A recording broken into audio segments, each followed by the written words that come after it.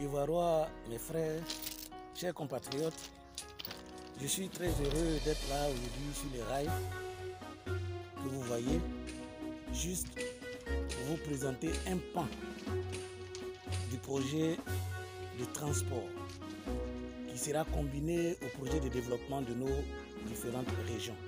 Surtout la largeur tout au long du chemin de fer qui traverse notre pays depuis le nord jusqu'à la capitale économique, c'est-à-dire à Abidjan. Nous trouvons, et c'est peu dire, que le projet de métro à Abidjan est du gâchis.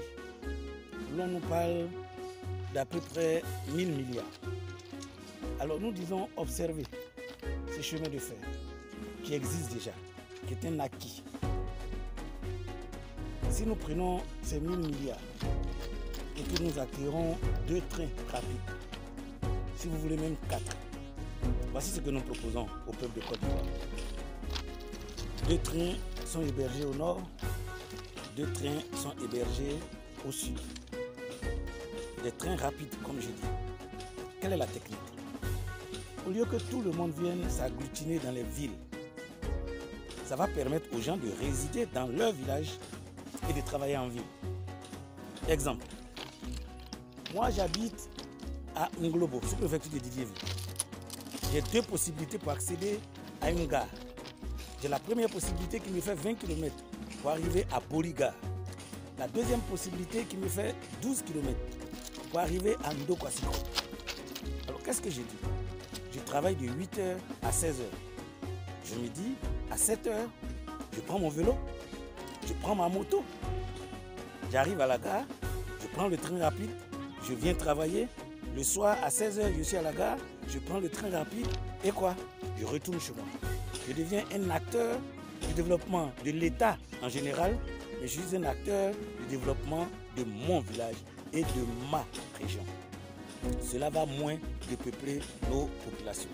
Nous pensons que c'est ce qui est à faire maintenant, car le métro est inutile, ça ne servira de rien.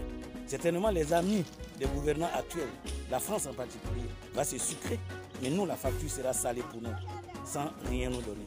Par contre, tu habites à Niélé, tu as le temps de rattraper le chemin de fer, tu peux venir travailler. C'est un train rapide, au bout d'une heure maximum tu es chez toi, de retour. Le lendemain, tu participes aux réunions du village. Le lendemain, tu participes aux cotisations du village. Tu es là.